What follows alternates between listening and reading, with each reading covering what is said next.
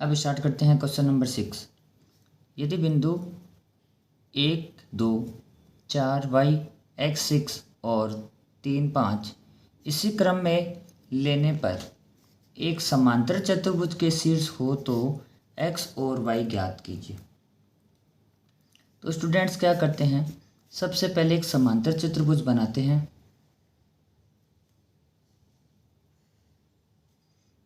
इसमें हमें समांतर चतुर्भुज की विशेषताएं पता होनी जरूरी है। अभी 4 शीर्ष दे रखे हैं तो इनको इसी क्रम में लेना है, यानी लगातार लेना है। तो हम पहले ये मान लेते हैं कि ये A है, ये B है, ये C है और ये D है। अब इनको हमें लगातार यानी क्रम से मानना है, तो इसको मान लेते हैं A, ये हो जाएगा B, ये हो जाएगा C और ये हो जाएगा D। ये समांतर चतुर्भुज के शीर्ष हैं।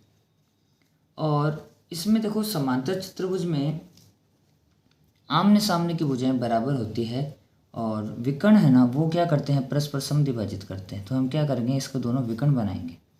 विकर्ण होते हैं सम्मुख शीर्षों को मिलाने वाली रेखा। तो A के सम्मुख शीर्ष C है और B के सम्मुख शीर्ष है D। इन दोनों को मिलाने वाली रेखाओं को कहाँ पर छेद कर रहे हैं, यानी विकर्ण आपस में कहाँ पर छेद कर रहे हैं, इसको हम मान लेते हैं बिंदु E पर कर रहे हैं।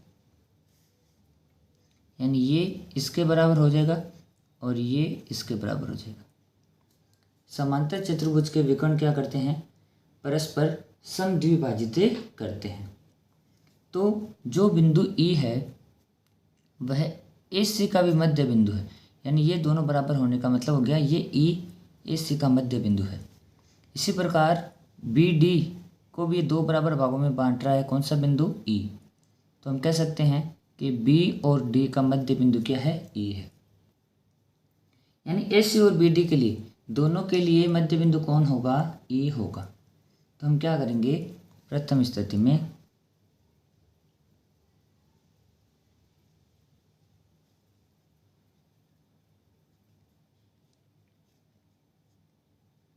जो पहली स्थिति में क्या है कि E AC का मध्य बिंदु है, AC इसका विकर्ण है, AC का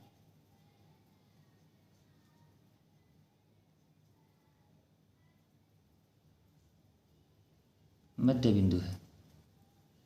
तो मध्य बिंदु का हम जो सूत्र है वो लगाएंगे। इससे हमारे पास A का निर्देशांक क्या आ जाएगा, देखो, यानी A और C इसमें लगाएंगे तो x1 + x2, यानी ये 1 और प्लस में x/2। मध्य बिंदु का निर्देशांक के सूत्र होते हैं x बराबर x1 + x2/2 और y1 + y2/2। ये मध्य बिंदु के निर्देशांक होते हैं। तो इसको हम और सरल करेंगे थोड़ा, तो ये आ जाएगा हमारे पास, ये तो ऐसा कैसा आ जाएगा, तो 1 + x/2 और इधर 6 में 2 जोड़ा 8 और 8 में 2 का भाग दिए तो 4। अब जो बिंदु E है, AC का मध्य बिंदु था, तो E के निर्देशांक हमारे पास आ गए। अब जो सेकंड कंडीशन है उसके अनुसार ये जो E है वह BD का भी मध्य बिंदु है। बिंदु E BD का भी मध्य बिंदु है। तो BD के लिए भी जो मध्य बिंदु वो क्या हो जाएगा, E हो जाएगा। तो इसमें भी क्या करेंगे, हम मध्य बिंदु के निर्देशांक के सूत्र लगाना है। तो यहाँ पे इसके लिए E का निर्देशांक क्या होगा, क्योंकि देखो बिंदु E तो वही है, लेकिन किसके मान बदल गए, इस बार निर्देशांक के मान बदल गए, क्योंकि इस बार किसका मध्य बिंदु मान रहे हैं हम, B और D का। तो ये x1 y1 और ये x2 y2। तो इसमें मध्य बिंदु के निर्देशांक पर अगर सूत्र लगाते हैं तो x1 + x2 यानी 4 + 3/2 और y1 + y2 यानी y + 5/2। इसको थोड़ा सरल करते हैं तो ये आ जाएगा 4 और 3 7/2 x का मान, और ये आ जाएगा y प्लस 5/2। अब बिंदु ए है ना, वो क्या सॉरी ए है, वो दोनों में क्या समान बिंदु, एक ही बिंदु है, तो इसके लिए दोनों निर्देशांक क्या होंगे, समान होंगे। तो हम यहाँ लिख सकते हैं क्योंकि बिंदु जो ए है वो दोनों स्थितियों में समान है।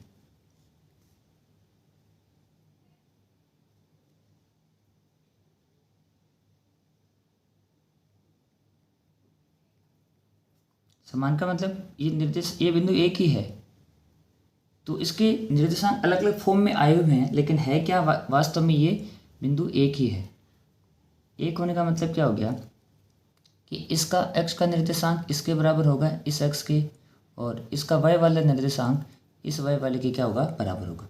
क्योंकि वास्तव में ये दोनों बिंदु एक ही है, क्योंकि e के निर्देशांक थोड़े अलग फॉर्म में आए हैं और इस बिंदु के अलग फॉर्म में आए हैं। तो हम क्या करेंगे, सबसे पहले तुलना कर देंगे, यानी इसका x अक्ष का जो निर्देशांक है वो दोनों बराबर होंगे। तो 1 +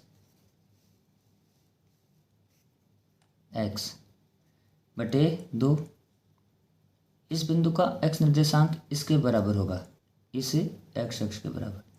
तो 2 से 2 क्या हो जाएगा, कैंसिल, और ये रह जाएगा। अब जो प्लस में एक इधर आती माइनस में आ जाएगा, तो x = 7 - 1 यानी 6। अब अगर x अक्ष का मान बराबर है तो दोनों में y वाला जो बिंदु है ना, उनका मान भी क्या होगा, बराबर होगा। तो यहाँ से आ जाएगा हमारे पास कि ये इसका y और इसका y दोनों बराबर होगा। तो y + 5/2 बराबर है किसके, इस 4 के। अब यहाँ से y का मान निकालना है, तो क्या करना होगा कि इसमें जो भाग में 2 दिखाई दे रहा है वो इधर के गुणा में आ जाएगा। तो यहाँ से हमें मिल जाएगा y + 5 = 2 इस 4 से गुणा होकर 8 बन जाएगा। हमें y का मान चाहिए, तो ये प्लस का 5 है, इधर पक्षांतरण करते किस में आ जाएगा, माइनस में। तो 8 - 5 यानी 3। तो फाइनली हमारे पास x की वैल्यू आ गई है 6 और y की वैल्यू आ गई है 3। बड़ा ही अच्छा क्वेश्चन है और एग्ज़ाम में ये आने लायक क्वेश्चन है, तो इसकी अच्छे से प्रैक्टिस कीजिए। इसके लिए आपको समांतर चतुर्भुज के जो नियम हैं वह याद होने चाहिए। अब देखते हैं क्वेश्चन नंबर 7। बिंदु A के निर्देशांक ज्ञात कीजिए जहां AB एक वृत्त का व्यास है जिसका केंद्र 2 और -3 है तथा B के निर्देशांक है 1 और 4। देखो हमें दिया गया एक वृत्त का व्यास दिया गया है, और जहाँ AB एक वृत्त का व्यास है तो ये A हो गया और ये क्या हो गया, B। व्यास हमेशा कहाँ से गुजरेगा, ये गुजरता है केंद्र से, और इसमें देखो केंद्र हमें दे रखा है 2 और -3, और B के निर्देशांक दे रखे हैं 1 और 4। अब हमें A के निर्देशांक के ज्ञात करने हैं, तो इसके निर्देशांक क्या करते हैं, हम मान लेते हैं x और y। डियर स्टूडेंट्स, हम जानते हैं कि जो केंद्र होता है वृत्त का वह इस व्यास का मध्य बिंदु होता है, यानी AB जो व्यास है इसका मध्य बिंदु क्या होगा, इस वृत्त का केंद्र होगा। तो AB जो है उसका मध्य बिंदु O हो जाएगा। तो हम सबसे पहले क्या करते हैं, मान लेते हैं, माना A के निर्देशांक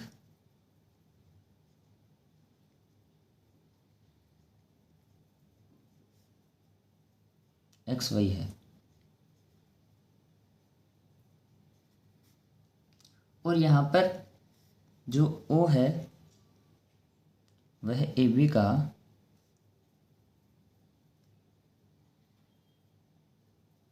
मध्य बिंदु है। तो इसमें डियर स्टूडेंट्स मध्य बिंदु का सूत्र लगाएंगे। तो देखो ये मध्य बिंदु में x का निर्देशांक और ये y का निर्देशांक। तो मध्य बिंदु के लिए क्या लगता है, x = x1 + x2/2, और ये जो x है वह है मध्य बिंदु का x का निर्देशांक। तो ये मध्य बिंदु का x का निर्देशांक कितना है, 2।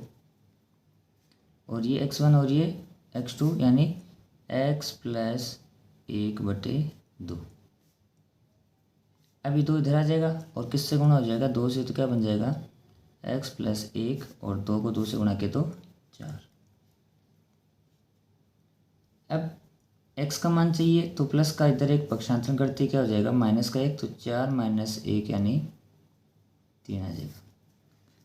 अब ये तो आ गया x का हमने लिया है। अब लेंगे इसका y वाला निर्देशांक।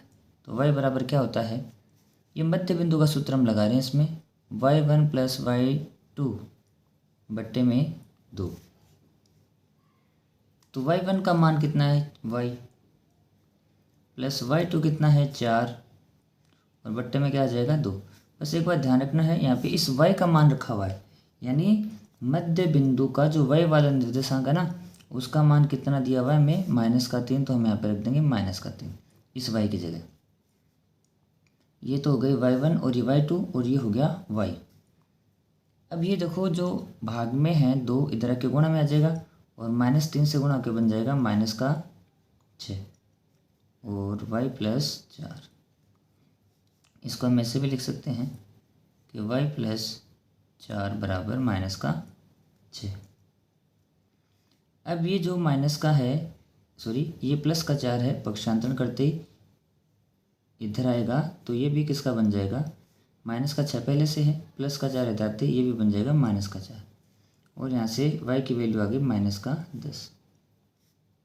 तो हमारा जो अभिष्ट बिंदु है A वो हमें प्राप्त हो गया है। अभिष्ट बिंदु A है, उसके निर्देशांक आ गए, x का तो मान आया था कितना 3 और y का मान आया है -10। ये भी एक आसान सा क्वेश्चन है और इसको आप मध्य बिंदु के सूत्र के द्वारा ज्ञात कर सकते हो। अब स्टार्ट करते हैं 8th क्वेश्चन। यदि a तथा b क्रमशः है -2, -2 और 2, -4 हो तो बिंदु P के निर्देशांक ज्ञात कीजिए, ताकि AP है वह बराबर है किसके 3/7 AB के हो और P रेखाखंड AB पर स्थित हो। यानी सबसे पहले क्या करते हैं, एक रेखाखंड लेते हैं AB और इसमें A के निर्देशांक दे रखे हैं -2 और B के निर्देशांक है 2 और -4। इसमें ये दिया गया है कि जो P रेखाखंड है वह AB पर स्थित है, तो हम मान लेते हैं यहाँ कहीं पर इसका P स्थित है। तो अब हमें P के निर्देशांक ज्ञात करने हैं। तो डियर स्टूडेंट्स, हम देख पा रहे हैं कि P इनको अंतर विभाजन कर रहा है, तो ना तो हमारे पास इसका अनुपात है कि भाई इसका अनुपात यानी AB को बिंदु P किस अनुपात में विभाजन कर रहा है, लेकिन एक हमें यहाँ पे रिलेशन दिया गया है कि जो AP है वह 3/7 है AB के। तो ये जो AB है वह इधर गुणा में है ना, तो अगर इस इधर लाएंगे AP की तरफ तो आ जाएगा AP के भाग में।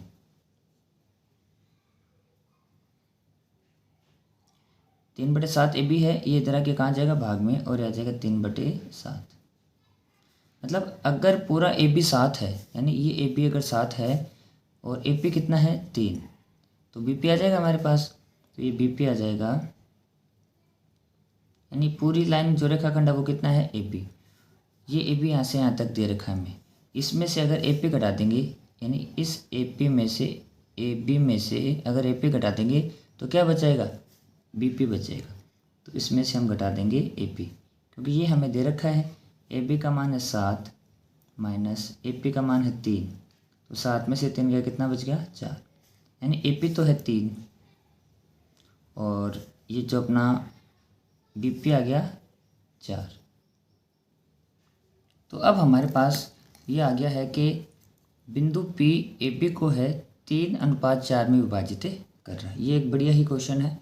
यहाँ पे हमें अनुपात नहीं दिया गया था और ये एक रिलेशन दे दिया गया था कि AP है वह बराबर है 3/7 AB के। तो इससे हमारे पास AP और BP का अनुपात निकल के आ गया। अब हम इसमें अंतर विभाजन करने वाले निर्देशांक के सूत्र लगाएंगे। तो हमने मान लिया इस P के निर्देशांक क्या है, XY है, माना बिंदु P के निर्देशांक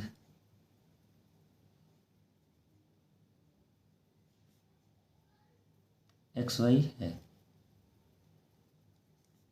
तो यह आ जाएगा x बराबर m1 x2 plus m2 x1 बट्टे में m1 प्लस m2। अब यहाँ पे मान रखना है, और m1 का मतलब पहला अनुपात और m2 का मतलब दूसरा अनुपात। तो m1 का मतलब 3 गुणा x2 x1 y1 x2 y2, तो ये x2 हो जाएगा अपना कितना 2, प्लस m2 हो जाएगा 4 गुणा x1 ये है माइनस का 2, और डिवाइड में आ जाएगा दोनों अनुपातों का योग। 3 को 2 से गुणा किया तो 6, ये प्लस माइनस माइनस 4 दूनी 8, और 4 और 3 कितना गया 7। 6 में से 8 जो है माइनस नहीं हो पाता है, तो उत्तर किस में आएगा माइनस में। 8 में से 6 घटाए तो 2/7 आ जाएगा। यानी इस बिंदु P का जो x वाला निर्देशांक है वो कितना होगा -2/7। इसी प्रकार से हम y का निर्देशांक ज्ञात कर सकते हैं, m1/2 प्लस m2/1 बट्टे में आ जाएगा m1 प्लस m2। तो m1 का मान कितना है, देखो m1 का मतलब पहला अनुपात, तो पहला अनुपात हो गया हमारे पास 3 गुणा y2। अब यहाँ पे y वाला निर्देशांक ज्ञात करना है, तो y का इस्तेमाल करेंगे। y2 का मतलब ये y2 माइनस का 4 प्लस m2 भी है 4 गुणा y1 है माइनस का 2, और बट्टे में आ जाएगा दोनों अनुपातों का योग, तो 3 + 4। तो देखो इनको गुणा करते हैं तो 4 × 12 प्लस माइनस माइनस, और ये भी प्लस माइनस माइनस, 4 दूनी 8 और बट्टे में 7। माइनस माइनस के हैं, समान पूर्णांक हमेशा क्या होते हैं जुड़ते हैं, और 12 और 8 कितना गया 20, और चिन्ह भी क्या आएगा माइनस का, क्योंकि दोनों पूर्णांक माइनस के हैं, और बट्टे में क्या आ गया 7। तो हमारे पास बिंदु P के x वाला निर्देशांक और y वाला निर्देशांक दोनों आ चुके हैं। तो P के निर्देशांक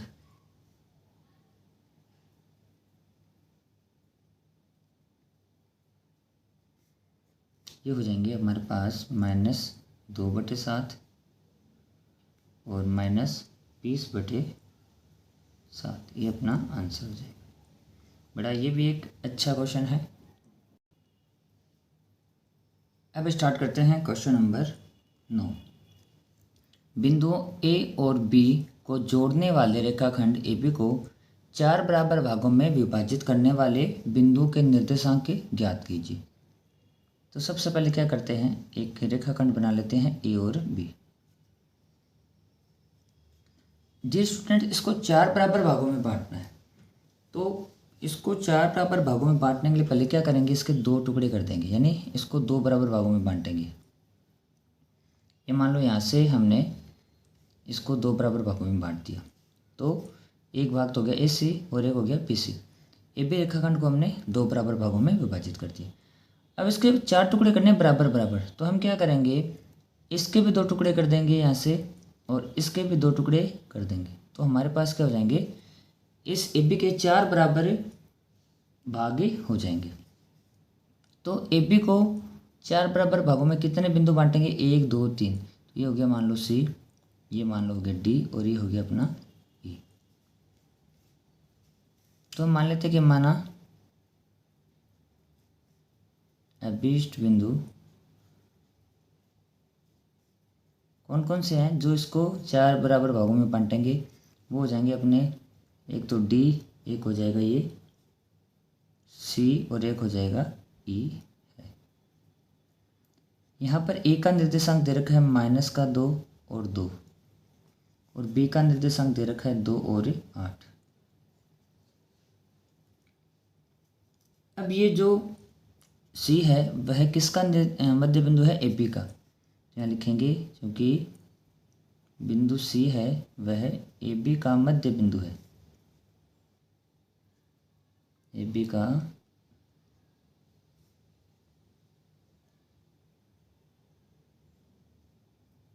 मध्य बिंदु है।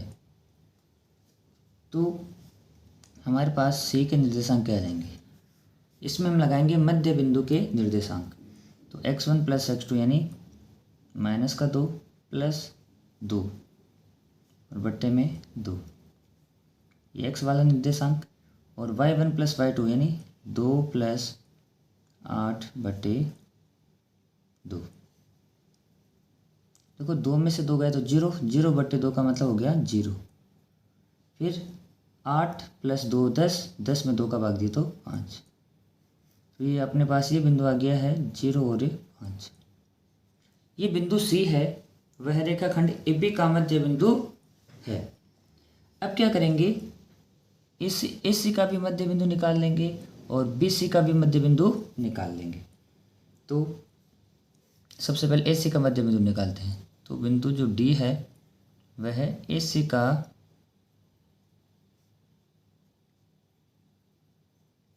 मध्य बिंदु है।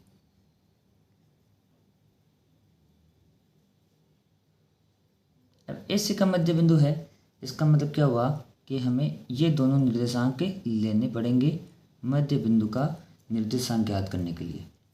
तो सूत्र वही लगेगा, इस बार किसके निर्देशांक आ जाएंगे, डी के। x1 प्लस x2 यानी -2 प्लस 0 बटे 2, ये x का मान। y का आएगा y1 प्लस y2 2 प्लस 5 बटे 2, x1 प्लस x2 बटे 2, y1 प्लस y2 बटे 2। थोड़ा सा इसको सरल और कर लेते हैं। 2 में से 0 जोड़ो तो -2 ही आएगा, और -2 में 2 का भाग दिया ना तो आएगा -1। 5 और 2 7, 7 बटे 2 आ जाएगा। अब ये बिंदु आ गया। अब कौन सा बिंदु ज्ञात करते हैं, ई। देखो सी आ गया, डी आ गया, अब ई ज्ञात करना है। ई किसका मध्य बिंदु हो जाएगा, बी सी का, क्योंकि बिंदु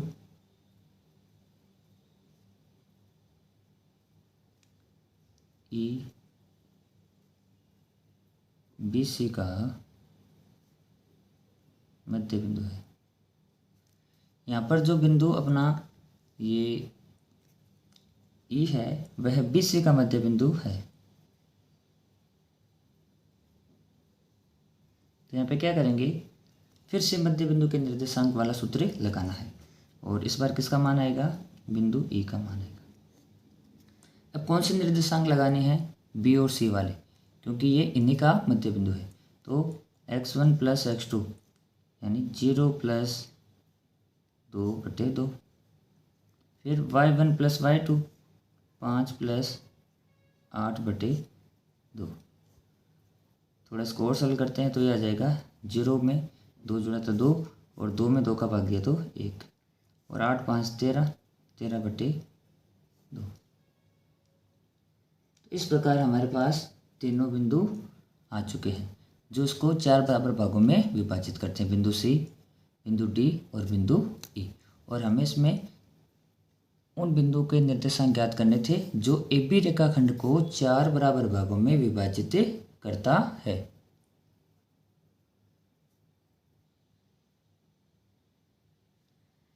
अब देखते हैं प्रश्नावली 7.2 का अंतिम 10वां क्वेश्चन।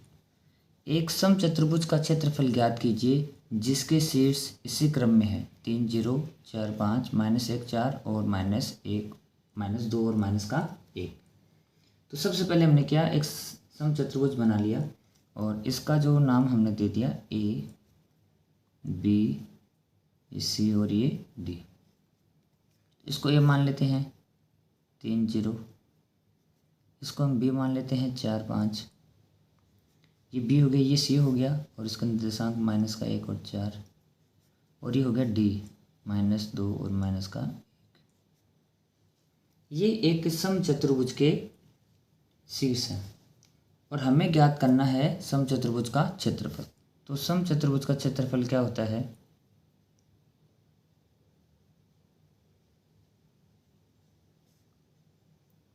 ये हमने 9th में और 8th में भी पढ़ रखा है। 1/2 गुणा विकर्णों का गुणनफल।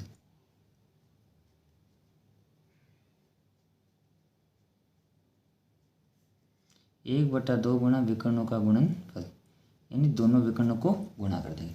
आप इसको ऐसे भी लिख सकते हो 1/2 गुणा D1 गुणा D2, यानी D1 यानी डायगोनल्स होता है और इसके दोनों विकर्णों का हमें यहाँ पे गुणनफल लिखना है। तो हमें विकर्ण कौन कौन से हो गए देखो, एक तो हो गया AC और एक हो गया BD। इसका मतलब हमें एक तो AC ज्ञात करना पड़ेगा और एक ज्ञात करना पड़ेगा BD। तो AC हम कैसे ज्ञात करेंगे, दो बिंदुओं के बीच की दूरी का सूत्र लगा के।